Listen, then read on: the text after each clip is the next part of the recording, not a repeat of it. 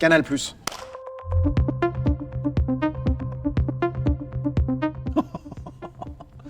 Ah, communauté, liberté, expérimentation.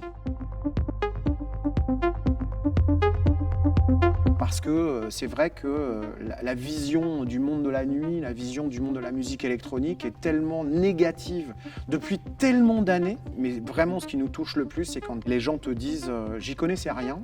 J'étais même très sceptique. Et en fait, j'ai été séduit par le film. Et maintenant, je ne vais pas forcément acheter toute votre discographie, je ne vais pas forcément écouter cette musique, mais je ne vous regarderai plus jamais de la même façon. Et ça fait du bien. Vraiment, ça fait du bien. La maison. Le Rex, c'est la maison, parce que c'est le premier lieu à Paris, en France. Le tout premier lieu qui a accueilli la toute première fois cette musique. Alors, c'est des Anglais qui ont emmené ça. Mais le Rex, c'est la première maison qui a ouvert ses portes pour ça, qui a dit bah, moi je vais prendre le risque. Donc c'est assez symbolique. Et en plus, ça fait 35 ans que je joue au Rex. Que le patron, Christian à l'époque, qui n'est plus là, mais m'a ouvert les portes et m'a dit tu veux quoi? On y va. Tu vois, c'était pas un patron normal qui me disait faut remplir le bar là. Il n'était pas comme ça. Lui, il me disait, c'est qu'est-ce qu'on peut faire pour t'aider et qu'on fasse les plus belles soirées. Et ça a été un des premiers à le faire. Et ma vie est intimement liée à cette personne-là et à ce club.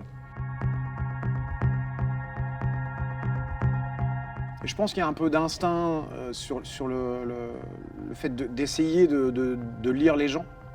Mais comme les générations se suivent et ne se ressemblent pas, on a toujours beaucoup à apprendre. Moi, je dis toujours que l'heure est importante, l'humeur est importante, le son, l'environnement, les lumières. Et tu peux te retrouver dans le même club, jouer à des heures différentes et avec des lumières différentes, tu ne joueras pas la même musique. Bon, ça fait 35 ans que j'entends ça, donc c'est vrai qu'au début, j'étais très soupe au lait, ça m'énervait. Bon, nous, on en est tous intimement persuadés que c'est tout ce qu'on entend, c'est des conneries, mais en fait, ça nous fait rire maintenant. Mais si ce documentaire peut un peu redorer le blason et montrer une image plus réelle de ce que c'est, bah c'est bien, on a apporté une petite pierre à l'édifice. C'est cool. J'avais l'impression que ça avait changé et qu'on avait gagné beaucoup de batailles jusqu'au début de la pandémie. Et de tout ce que j'ai vécu là depuis 18 mois et de tout ce que j'ai entendu comme conneries, je pense qu'on a reculé de 20 ans en arrière. Je l'ai écrite après un des nombreux discours qu'on a eu à la télé, où elle essayait d'expliquer ce qu'elle essayait de faire pour les gens de la culture. Et dans le discours, je ne me suis pas senti concerné. Et donc c'était le but de ma lettre, c'était de dire, en fait, est-ce qu'on est des artistes morts ou est-ce qu'on est des artistes tout court? Ils ont mis du temps à me répondre. Nous, on leur a proposé, en fait, est-ce qu'on ne pourrait pas organiser une projection du documentaire avec vous? Et depuis, ils n'ont pas repris contact. Voilà, donc si vous voyez ça, je vous invite. Si ça peut aider à ce que les choses changent et qu'on nous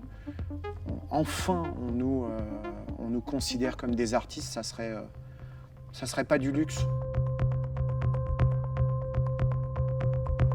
Ce qui est fort dans ce club-là, c'est qu'en fait, c'est un espèce de bastion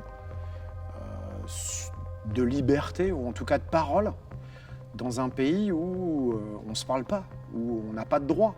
Le jour où je suis arrivé pour jouer là-bas, il y avait une manif et on nous a dit c'est les fachos qui sont dans la rue, qui sont pas contents parce qu'il y a un film avec deux mecs qui s'embrassent. Et donc aller jouer dans un club gay, là-bas, où les gens se parlent et essayent de faire bouger les choses, c'est ce que dit Bless Madonna dans le film. Elle dit j'ai un respect immense pour ces gens-là parce que leur vie est pas facile, quoi.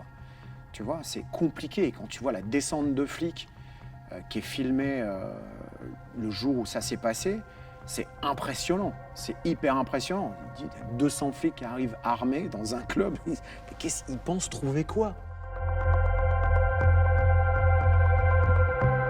Je me rappelle le jour où je suis arrivé à New York, Trump avait fait le Muslim ban.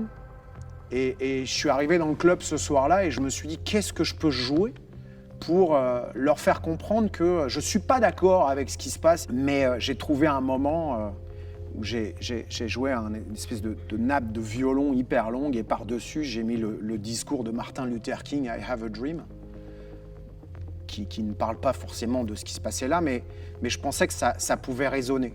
Et il y a un mec qui était sur la piste de danse qui s'est mis à pleurer. C'était hyper fort et je pense que lui, il a bien compris ce que j'essayais de dire. Ouais, la transmission, c'est important, je crois. Parce que tous les modèles que moi j'ai sont des gens qui m'ont transmis beaucoup de choses. Je me vois, moi, comme un passeur. Et en fait, la base du métier DJ, c'est le partage. C'est de savoir observer les gens pour pouvoir, avec eux, raconter quelque chose et de les emmener en voyage.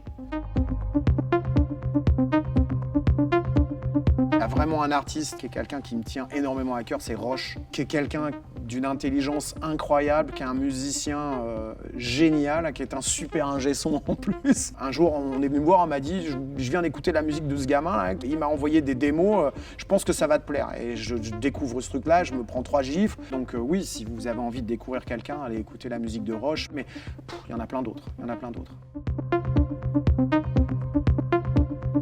Désolé, je vous ai plombé le truc. Le film est un drame.